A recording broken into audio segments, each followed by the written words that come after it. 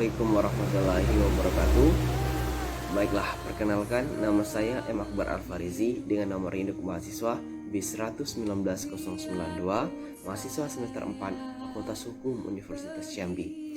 Video ini dibuat untuk memenuhi tugas Hukum Laut Internasional dengan dosen pengampu Bapak Muhammad Farisi SH LLM. Di sini saya akan menjelaskan mengenai pengertian dan ruang lingkup hukum laut internasional. Yang pertama, pengertian hukum laut internasional.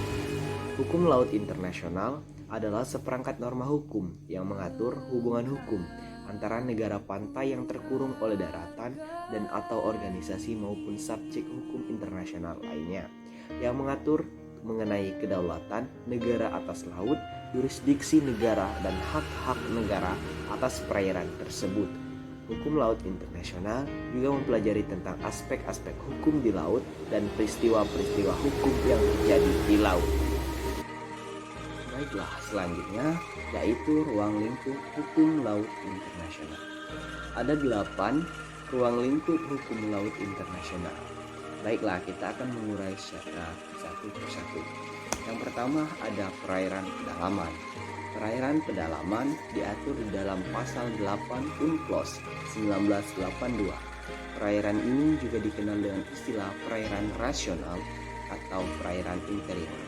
Perairan pedalaman adalah perairan yang terletak pada sisi darat dari garis pangkal yang digunakan untuk mengukur laut teritorial. Contohnya pada pasal tersebut berbunyi, perairan pada sisi darat dari garis pangkal laut teritorial merupakan bagian perairan pedalaman negara tersebut.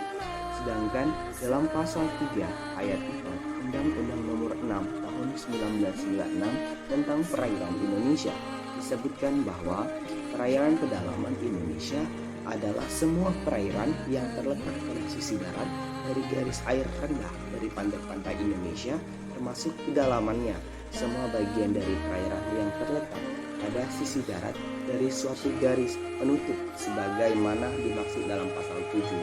Perairan pedalaman Indonesia terdiri atas laut pedalaman dan perairan darat. Yang kedua, perairan kepulauan. Perairan kepulauan dijelaskan di dalam pasal 49 UNCLOS 1982. Perairan kepulauan yaitu perairan yang berada pada sisi dalam garis pangkal untuk mengukur laut teritorial tanpa memperhatikan kedalaman atau jaraknya dari pantai.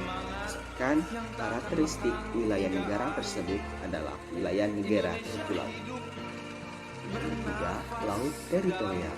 Laut teritorial adalah wilayah kedaulatan suatu negara pantai selain wilayah daratan dan perairan pedalamannya.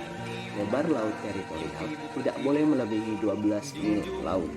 Menuju suatu negara kepulauan seperti Indonesia, Jepang, Filipina, laut teritorial meliputi pula jalur laut yang berbatasan dengan perairan kepulauan. Dinamakan perairan internal termasuk laut teritorial. Laut teritorial diatur di dalam pasal 3 UNCLOS 1982, yaitu wilayah laut yang diukur sejauh 12 mil laut yang diukur dari garis pangkal. Pada wilayah laut teritorial ini, negara mempunyai jurisdiksi untuk menetapkan dan melaksanakan hukum di negaranya sama seperti di rezim wilayah kepulauan. Yang keempat, zona tambahan. Zona tambahan sebagaimana diatur di dalam pasal 33 UNCLOS merupakan wilayah laut yang diukur sejauh 24 mil laut garis pangkal, di mana lebar laut teritorial di luar lebar wilayah zona tambahan. Lebar wilayah zona tambahan hanya 12 mil karena 12 milnya lagi adalah lebar wilayah laut teritorial. Di zona tambahan, negara pantai tidak mempunyai sovereinitas seperti laut wilayah karena zona tambahan bukan bagian dari wilayah nasional. Yang kelima, zona ekonomi eksklusif atau ZEE. Zona ekonomi eksklusif sebagaimana dijelaskan pada pasal 57 UNCLOS merupakan suatu daerah di luar laut teritorial yang lebarnya tidak boleh melebihi 200 mil diukur dari garis pangkal yang digunakan untuk mengukur laut teritorial. Yang keenam, laut lepas. Laut lepas diatur di dalam pasal 86 sampai pasal 120 UNCLOS. Laut lepas adalah semua bagian dari laut yang tidak termasuk dalam zona ekonomi eksklusif, laut teritorial, perairan pedalaman, dan perairan kepulauan.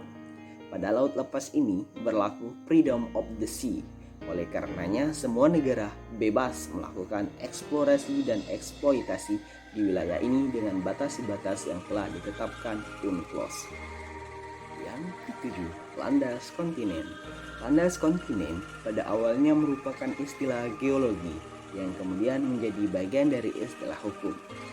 Menurut pasal 76 UNCLOS, landas kontinen yaitu daerah dasar lautan dan tanah di bawahnya dari daerah di bawah permukaan laut yang terletak di luar laut teritorial sepanjang kelanjutan alamiah wilayah daratannya hingga pinggiran luar tepi kontinen atau hingga suatu jarak 200 mil dari garis pangkal dari mana lebar laut teritorial diukur. Dalam hal pinggiran luar tepi kontinen tidak mencapai jarak tersebut. Yang terakhir, selat yang digunakan untuk pelayaran internasional. Sebagaimana diatur di dalam pasal 34 sampai dengan pasal 44 UNCLOS, selat yang dimaksud adalah selat yang digunakan untuk perairan internasional. Penggunaan selat untuk pelayaran internasional ini tidak mempengaruhi status hukum daripada perairan dari suatu negara. Nah, itulah penjelasan mengenai pengertian dan ruang lingkup hukum laut internasional yang bisa saya jelaskan. Kurang dan lebihnya saya mohon maaf. Semoga dari video ini bisa bermanfaat bagi kita semua. Amin ya rabbal alamin. Akhir kata, wabillahi taufiq wal hidayah. Wassalamualaikum warahmatullahi wabarakatuh. Yang memerah darah, yang memutih